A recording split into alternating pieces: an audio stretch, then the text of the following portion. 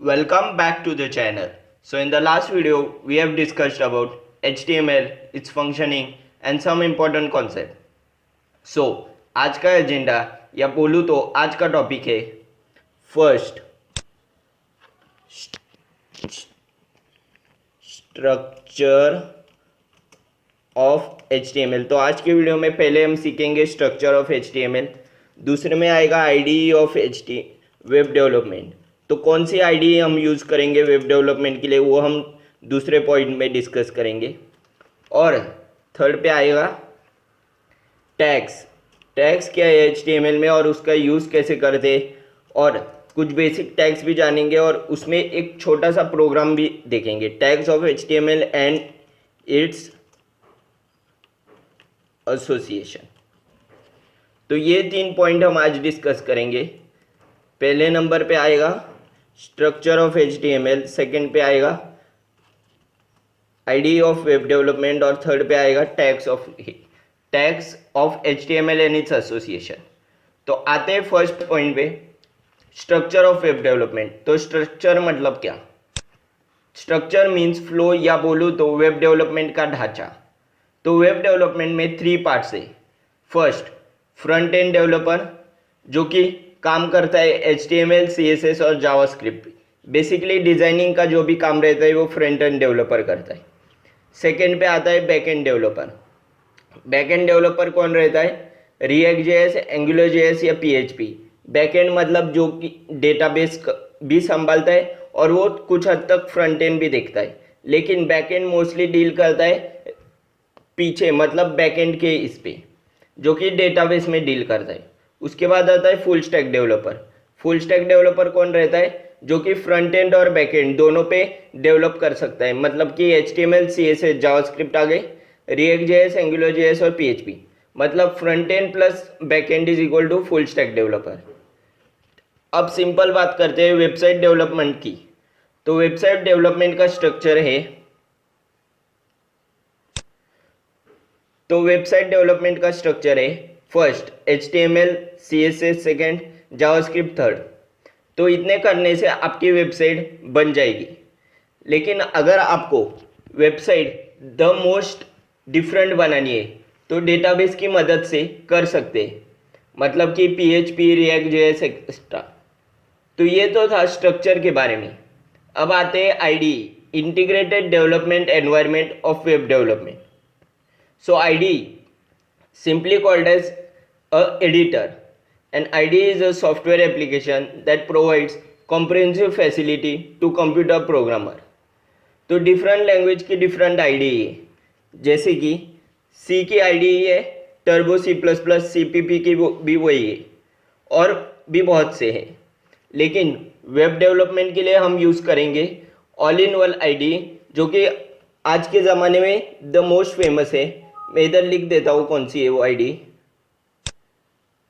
तो वो IDE है, आप गेस करो, द मोस्ट फेमस, और उस IDE का नाम है विजुअल स्टूडियो कोड।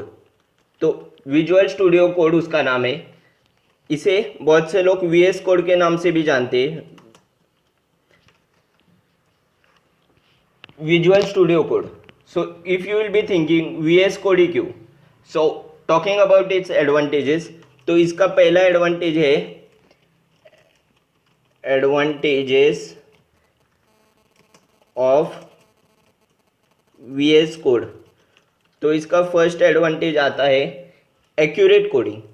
तो जो भी हम लिख रहे हैं उसमें वो एक्यूरेसी के साथ और रिलायबल, मतलब टू द पॉइंट लिख सकते हैं हम। कोई ऐसा नहीं कि जैसे कि कोई और एरर आ गया कि कुछ नहीं, तो वो एक्यूरेट कोडिंग करेगी। अगर कुछ एरर रहेगा तो वो अपने आप बता देगा। उसके बाद एक क्विक डिबगिंग। क्विक डिबगिंग का मतलब क्या है? अगर कुछ एरर रहेगा या अगर प्रोग्राम में कुछ फॉल्ट रहेगा तो विजुअल स्टूडियो कोड एक ऐसा IDE है जो आपको डायरेक्टली बता देगा कि इस लाइन पे एरर है। मतलब कि जैसे टर्बो C++ में होता है कि एरर की एक लिस्ट आती है फिर आपको ढूंढना पड़ता है, ऐसे नहीं, वो डायरेक्ट लाइन पे एक रेड मार्किंग दिखाई देगा जिससे आपको पता चल गया कि इस लाइन में एरर है। उसके बाद आता है कस्टमाइजेशन ऑप्शन। तो कस्टमाइजेशन ऑप्शन का मतलब क्या है कि आप इसमें बहुत सारे कस्टमाइजेशन कर सकते हैं। कस्टमाइजेशन का मतलब क्या है मेरा, तो कस्टमाइजेशन का मतलब ये है कि अगर आपको कुछ और करना है, जैसे कि इसमें लाइव सर्वर का सपोर्ट है, कुछ और ऑप्शंस ऐड करने हैं, तो वो कस्टमाइज आप कर सकते हैं। जब हम आईडी इंस्टॉल करेंगे तब मैं आपको बता दूंगा। COST, तो कस्टमाइज का स्पेलिंग इधर TI है। हाँ, कस्टमाइज ऑप्शन।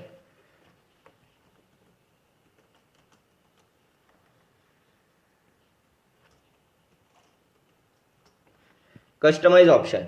तो इन सबसे ऊपर वेब डेवलपमेंट के लिए लाइव सर्वर, क्विक कोड का भी ऑप्शन है। अब जान लेते हैं VS कोड के का डाउनलोडिंग और इसके इंस्टॉलेशन के बारे में। तो VS कोड के इंस्टॉलेशन बहुत इजी है। तो आपको आपके ब्राउज़र में गूगल क्रोम खोलना है, मतलब कि आपके डेस्कटॉप से गूगल क्रोम सर्च करना है। जैसे कि ये देखो, गूगल क्रोम खोल लिया। फिर उसके बाद इधर सर्च बॉक्स में आपको टाइप करना है विजुअल स्टूडियो कोड डाउनलोड। तो मैं टाइप कर लेता हूँ विजुअल स्टूडियो कोड डाउनलोड। तो ये आप लिख देंगे तो डाउनलोड, तो देखो इधर आ गया फॉर विंडोज। नहीं तो आप सिर्फ विजुअल स्टूडियो कोड डाउनलोड लिख दो। आप जैसे ही एंटर हिट करोगे तो वैसे ही वो पेज लोड हो जाएगा और आपके सामने कुछ सर्च रिजल्ट्स आ जाएंगे। मैं दिखा देता हूँ। तो देखो ये लोड हो गया और कुछ सर्च रिजल्ट्स आ गए। देखो 3-4 वेबसाइट आएंगे, विजुअल स्टूडियो कोड 1.5.54.164 ही। लेकिन आपको ये कोई खोलना नहीं है, आपको विजुअल स्टूडियो कोड के ऑफिशियल वेबसाइट से ही डाउनलोड करना है और ये बिल्कुल भी फ्री। देखो visual Studio code is free and available for favourite platforms. ये लिनक्स पे अवेलेबल है, मैक OS पे अवेलेबल है और विंडोज़ पे तो अवेलेबल है ही। तो ये 64 बिट में भी अवेलेबल है, 32 बिट में भी है। तो जैसे भी आपका ऑपरेटिंग सिस्टम है उसके हिसाब से आप ले सकते हैं। तो ऑफिशियल वेबसाइट पे क्लिक कर देंगे आप, तो इधर आपको एक इंटरफेस आ जाएगा। तो इस इंटरफेस में देखिए आप पहले क्या लिखा है, Visual Studio code free and build on open source integrated git debugging and extension. तो ये सब फीचर्स इसके साथ आ जाते हैं। तो इधर देखो आप, इधर आपको ऑप्शन है विंडोज़, ये है मैक के लिए, सॉरी ये है लिनक्स के लिए और ये है मैक के लिए। तो आप कौन सा भी चूज कर सकते हो। मोस्टली सबके पास विंडोज़ ऑपरेटिंग है, अगर किसी के पास मैक है तो वो मैक के लिए चूज कर सकता है। तो ये विंडोज 7, 8 और 10 तीनों को सपोर्ट करता है। ये देखो इधर लिखा भी है। और इधर से आपको कौन सा डाउनलोड करना है, ये वाला 32 बिट वाला। 32 बिट वाला आपको क्या डाउनलोड करना है, सिस्टम, इधर दिया है यूजर इंस्टॉलर, इधर दिया है सिस्टम इंस्टॉलर और इधर दिया है जिप फाइल। तो अगर आपको जिप फाइल चाहिए तो आप इधर से डाउनलोड कर लो। ये तीनों में से कोई भी ऑप्शन डाउनलोड कर लो आप, वो डाउनलोड हो जाएगा अगर 32 बिट है तो। अगर 62 बिट है तो यही वाला। लिनक्स में भी सेम है, 64 बिट का है और मैक OS का तो एक ही रहता है, तो वो तो आपको मालूम है।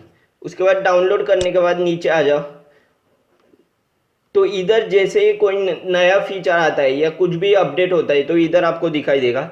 फिर जैसे आप, मैं एक बार आपको करके दिखा दो, तो जैसे आप जिप फाइल पे इंस्टॉल कर दोगे, देखो मैंने डाउनलोडिंग के लिए रख दिया, thanks for downloading VS code for Windows. तो ये आ गया, download not started, try this download link. तो देखो, तो अभी हमारा डाउनलोड स्टार्ट हो गया है। देखो ये इधर डाउनलोड स्टार्ट हो गया है, तो अभी ये डाउनलोड हो जाएगा। मैं डाउनलोड्स में जाके दिखा देता हूँ कितना टाइम लगेगा हमको डाउनलोड को। तो डाउनलोड करना बहुत ही सिंपल है, सिर्फ उसके ऑफिशियल वेबसाइट पे आपको जाना है और उधर से डाउनलोड करना है। काफ़ी सिंपल और फ्री ओपन सोर्स है। तो ये जिप फाइल आपने इंस्टॉल कर ली। इसके बाद नेक्स्ट स्टेप के ये डाउनलोड हो चुका है, 90 MB का था और 90 MB हो चुका है। तो इसके बाद हम आएंगे हमारे फाइल, जो भी फोल्डर है जिसमें इंस्टॉल हो गया है, तो उसमें आ जाएंगे। उसमें आने के बाद ये देखो, एक इस तरह की आपको vb_web.exe का फाइल दिखाई देगा। तो आपको करना कुछ नहीं है, इस पर ऐसे क्लिक करके राइट क्लिक करके ओपन करना है। तो जैसे आप ओपन कर लेंगे तो इसका इंस्टॉलेशन स्टार्ट हो जाएगा। उसके बाद जो भी परमिशन ये मांगेगा ओके ओके पे सब पे क्लिक करते जाने का है। यह आपके सी डायरेक्टरी में विजुअल स्टूडियो कोड को इंस्टॉल कर देगा और फिर जैसे ही वो इंस्टॉल हो जाएगा आपके डेस्कटॉप पे एक आइकॉन बन के आ जाएगा। अगर सेटअप में कुछ प्रॉब्लम आता है तो आप नीचे कमेंट सेक्शन में लिख के बता सकते हैं, मैं आपको उधर बता दूंगा। सेटअप काफ़ी इजी है, आपको सिर्फ ओके ओके करते जाना है और अपने आप वो सेटअप इंस्टॉल हो जाएगा। तो जैसे सेटअप इंस्टॉल हो जाएगा आपको अपने के डेस्कटॉप जो है वो रिफ्रेश कर लेना है एक बार। और जैसे आप रिफ्रेश कर दोगे तो कहीं पे डेस्कटॉप के एक आइकॉन बन के आ जाएगा विजुअल स्टूडियो कोड का। तो ये देखो ऐसे एक आइकॉन बन के आ जाएगा विजुअल स्टूडियो कोड का। तो आपको क्या करना है कि आपको इस पर एक क्लिक करना है, राइट क्लिक, और ओपन कर लेना है। तो ओपन आप सादे तरीके से करो, कोई भी ज़रूरत नहीं कि कोई भी बहुत ये एप्लीकेशन बहुत बड़ा नहीं है, इजीली ओपन हो जाता है। ये ओपन कर लोगे विजुअल स्टूडियो कोड तो कुछ इस तरह का आपके सामने इंटरफेस आ जाएगा। तो मैं इंटरफेस क्या है आपको एक बार बता देता हूँ। तो ऊपर की तरफ अगर आप देखोगे ऊपर की तरफ तो ये फाइल मेनू या बोलो तो मेनू बार है। इसमें आपको फाइल, एडिट, सिलेक्शन, व्यू, गो, रन, टर्मिनेट और हेल्प, ये इतने ऑप्शंस मिल जाएंगे। उसके बाद अगर आप लेफ्ट हैंड साइड को देखोगे तो इधर आपको मिल जाएगा टूल बार। तो टूल बार में इधर है एक्सप्लोरर, इधर है सर्च का, उसके बाद आता है अपना सोर्स कोड, सोर्स कंट्रोल। तो जितना भी विजुअल स्टूडियो का कोड है तो उन सब का कंट्रोल इधर रहेगा। उसके बाद आता है अपना रन एंड डिबगिंग। तो विजुअल स्टूडियो कोड में एक खास बात क्या है कि आप जैसे टर्बो सी प्लस में रन कर सकते हो, तो ये आईडी ऐसी है कि अपने आप वो आप रन भी कर सकते हो कोई भी कोड लिखा हो। मतलब कि आपको बाहर से कोई इंस्टॉलर या रन करने के लिए कुछ इंस्टॉल करने की ज़रूरत नहीं। उसके बाद ये है एक्सटेंशन। तो एक्सटेंशन का बहुत महत्वपूर्ण हिस्सा है इधर, तो मैं बता देता हूँ आपको एक्सटेंशन क्या है। उसके बाद ये आ जाता है आपका अकाउंट्स। तो अकाउंट्स मतलब अगर आपने साइन इन किया होगा तो अकाउंट्स में आपका नाम भी, और इधर आ जाएगा आपका मैनेज या बोलो तो सेटिंग्स। उसके बाद इधर आ जाएगा आपका राइट हैंड साइड को आ जाएगा स्प्लिट एडिटर राइट, और उसके बाद आ जाएगा इधर यह आ जाएगा मोर एक्शन। मोर एक्शन में आएगा आपका और भी ज़्यादा ऑप्शन आ जाएंगे, जैसे कि open, show open, close all, close saved, keep editor open, तो ये सब आ जाएगा। उसके बाद आपको फाइल में कुछ ऑप्शंस दिखाई देंगे जैसे न्यू फाइल, न्यू विंडो। तो अगर आपको न्यू फाइल खोलनी है, मतलब एक फाइल पे काम करके हो गया है, न्यू फाइल खोलनी है तो इधर से खोल सकते हो। शॉर्टकट्स भी लिख के रखे इधर। ओपन जो हमें लगने वाले हैं वो ऑप्शन से फाइल और एडिट, क्योंकि हम कट, कॉपी, पेस्ट और इन सब पे ही मोस्टली काम करेंगे। उसके बाद जैसे आप इधर एक्सटेंशंस में आ जाओगे तो आपको इधर एक search extension in market place, तो इधर से मैं एक आपको मस्त एक्सटेंशन बोलता हूँ, वो आप इंस्टॉल कर दो, जिसका नाम है लाइव सर्वर। तो लाइव सर्वर एक बहुत ही अच्छा एक्सटेंशन है जिससे आप कुछ भी रन या यूज़ कर सकते हो। मतलब अगर आपने एक वेबसाइट बनाई और उसका कोड आपको डायरेक्ट लाइव रन करना है, मतलब कि आपको हर एक बार रिफ्रेश और ये सब नहीं करना, तो आप ये लाइव सर्वर इंस्टॉल कर सकते हो।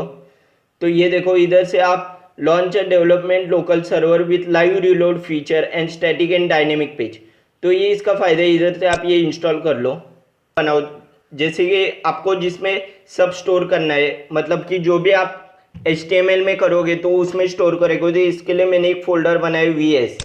तो VS जैसे ये ओपन करोगे तो इसमें आपको क्या करना है, फिर जैसे ही फोल्डर खोलोगे आपको राइट क्लिक करना है। राइट क्लिक जैसे ही करोगे आपको इधर आ जाएगा ओपन विथ कोड। तो ओपन विथ कोड मतलब क्या, और इधर ये साइन आ जाएगा open with code visual Studio code के साथ आपको ये ओपन करना है फोल्डर। अगर ऐसे नहीं हो रहा तो आप फाइल मेनू में जाके, विजुअल स्टूडियो के फाइल मेनू में जाके ओपन में जाके ये फोल्डर ओपन कर सकते हो। तो वो कैसे करते हैं वो भी मैं बता देता हूँ आपको। तो ये इधर जाएंगे हम, रुको 2 मिनट लगेगा ओपन होने में। तो न्यू फाइल और ये, तो इसमें क्या जाएंगे ओपन फोल्डर में जाएंगे और जिस फोल्डर में आपने स्टोर किया है तो उस फोल्डर से ओपन कर देंगे आप। उसके बाद इसको मैक्सिमाइज कर देंगे एक बार, और ये देखो VS कोड ओपन हो गया है। और इधर ये देखो न्यू फाइल, न्यू फोल्डर, और ये रिफ्रेश एक्सप्लोरर, और ये कोलैप्स फोल्डर। तो हम न्यू फाइल और न्यू फोल्डर पे ज़्यादा काम करेंगे, ये दो ऑप्शंस इससे कम ही यूज़ करेंगे। तो इधर न्यू फाइल में आप न्यू फाइल एक क्रिएट कर लो, जिसका नाम आप दे दो इंडेक्स नहीं, फर्स्ट HTML नहीं, फर्स्ट वेब डेवलपमेंट DV.html। तो .html क्यों देते? क्योंकि हमें एक HTML फाइल क्रिएट करनी है, तो इसलिए .html देते। और .css हम देते अगर हमें CSS फाइल यूज़ करनी है, .js हम देते अगर हमें जावास्क्रिप्ट फाइल यूज़ करनी है। तो इन तीनों का यूज़ हम इधर करेंगे, तो इसके आगे हम .html देते। अगर .html नहीं दिया तो ये कंसिडर नहीं करेगा कि ये एक HTML फाइल है। उसके बाद एंटर पे प्रेस कर दो। एंटर के प्रेस करने के बाद एक HTML फाइल आपके सामने क्रिएट हो जाएगी, जैसे कि मेरे सामने हो गई है। उसके बाद एक HTML फाइल क्रिएट करने के बाद आपको फर्स्ट लाइन में क्या लिखना है? तो आपको HTML का कुछ भी नहीं आता ऐसे समझ के चलो। तो अगर आपको कुछ भी नहीं आता और आपको उसका एक टेम्पलेट या एक जो हम बोलते हैं कि थोड़ा सा कोड अगर आपको चाहिए, उसके बारे में थोड़ा सा कोड अगर आपको चाहिए उसके बारे में, तो आप क्या करोगे? सिंपली आपके कीबोर्ड पे शिफ्ट के साथ ये जो आइकॉन है एक्सक्लेमेशन का, ये दबा दोगे और इसके आगे आ रहा है देखो एमिट एब्रेविएशन। तो एमिट एब्रेविएशन क्या होता है? तो एब्रेविएशन का मतलब पहले समझ लेते हैं। एब्रेविएशन क्या होता है? तो एब्रेविएशन is short form of something, जैसे कि CID का एब्रीवेट क्राइम इन्वेस्टिगेशन ब्यूरो। तो वैसे ही HTML में भी अगर हमें एब्रीवेटेड फॉर्म चाहिए तो ये हो गया छोटा फॉर्म है HTML का, और अगर हमें इसका एब्रीवेटेड फॉर्म चाहिए तो हम ऐसे शिफ्ट प्लस एक्सक्लेमेशन मार्क दे देंगे। उसके बाद इधर एमिट एब्रीवेशन जो है उस पर क्लिक कर देंगे। तो एब्रीवेशन बेसिकली आपके लिए क्या करता है कि छोटा कोड को बड़ा करता है। जैसे कि CID ये छोटा है, लेकिन अगर आप इसका एब्रीवेटेड फॉर्म देखोगे तो क्राइम इन्वेस्टिगेशन ब्यूरो ऐसा इसका फुल फॉर्म है, तो वो आपके सामने आ जाएगा। तो ये आपके सामने एक HTML का बेसिक टेम्पलेट आ गया, जिसमें कि फर्स्ट लाइन इंडिकेट करती है कि ये HTML टाइप कौन सा है, डॉक टाइप HTML।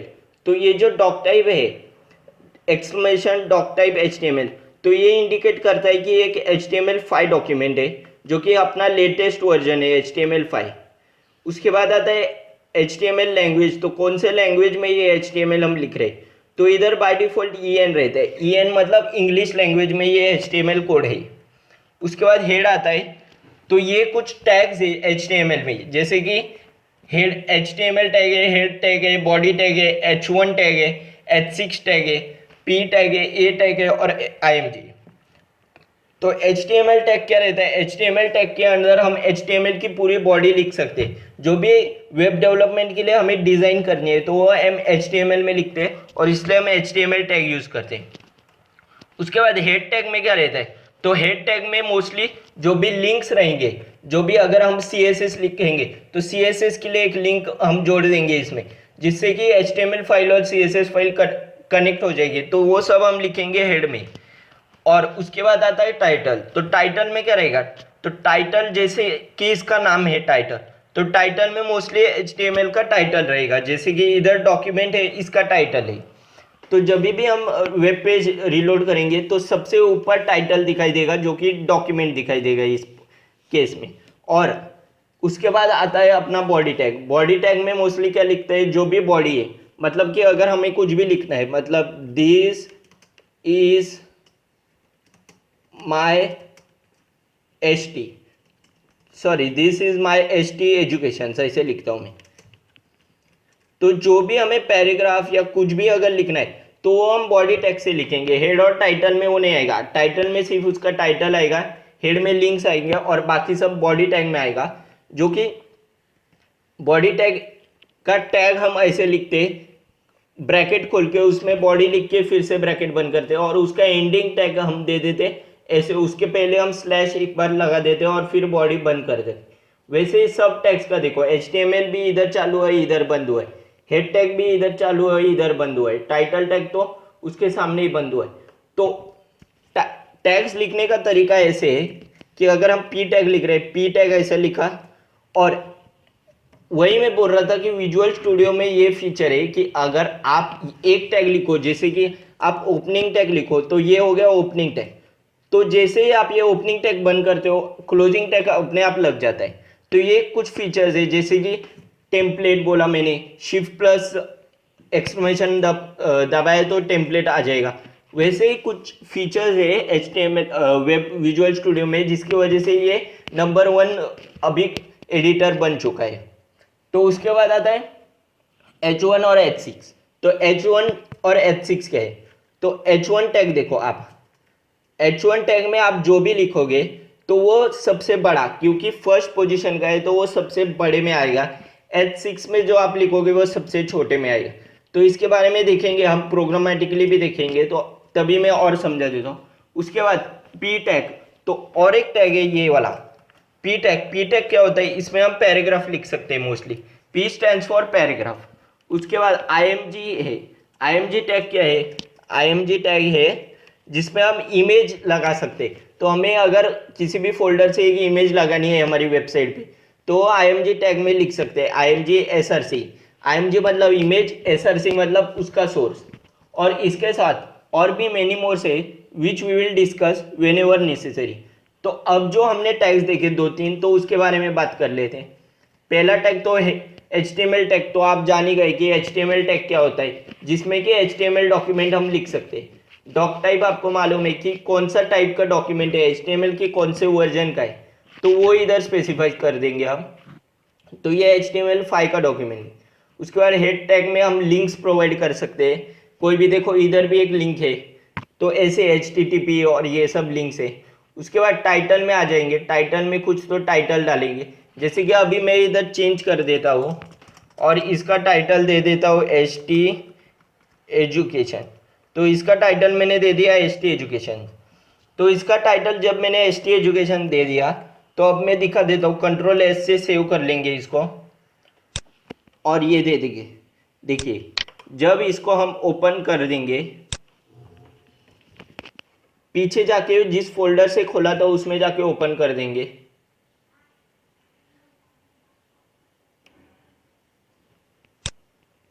तो देखो मैंने जैसे बताया था कि HT एजुकेशन जो है वो टाइटल में आ जाएगा। तो ये वाला जो सेक्शन है ऊपर वाला HT एजुकेशन आप देख सकते हो, तो ये टाइटल सेक्शन है। तो इधर आपका जो भी आप टाइटल देखो, जैसे कि इधर टाइटल दिया गया था डाउनलोड्स, तो इधर डाउनलोड आ गया। इधर हमने टाइटल दिया है HT एजुकेशन, तो HT एजुकेशन। अगर आप इधर टाइटल चेंज कर दोगे, जैसे कि मैं दिखा देता हूँ, आप इधर डालोगे सिर्फ HT डालोगे, तो देखो अपने आप वो जब हम रीलोड करेंगे, जब हम ये पेज रीलोड करेंगे तो अपने आप ये हो जाएगा HT। तो ये जो फर्स्ट ऊपर का जो सेक्शन है, तो उसमें जो आता है वो टाइटल हम देते हैं टाइटल टैग में। उसके बाद हमने टाइटल टैग तो अभी सीख लिया, आपको मालूम पता चल गया कि इसमें जो लिखते हैं उसे बोलते हैं टाइटल, ये जो बार है इसमें। उसके बाद दूसरा टैग कौन सा देखा था हमने देखा था उसके बाद बॉडी टैग।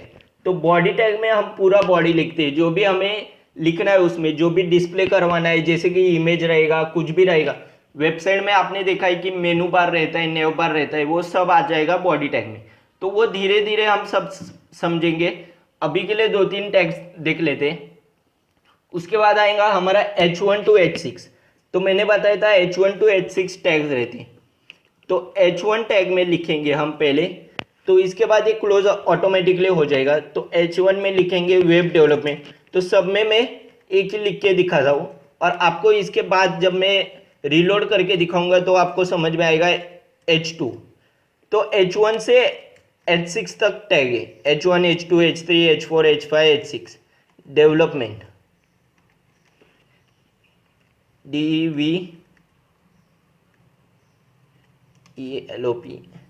तो H1 हो गया, H2 हो गया, H3 हो गया वेब डेवलपमेंट, H3 हो गया। इसके बाद आता है H4 आ जाएगा वेब डेवलपमेंट। उसके बाद आ जाएगा H5।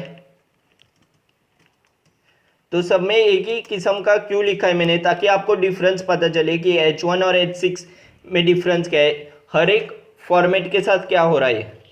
तो ये बताने के लिए मैंने सब में वेब डेवलपमेंट एक ही ये लिखा है।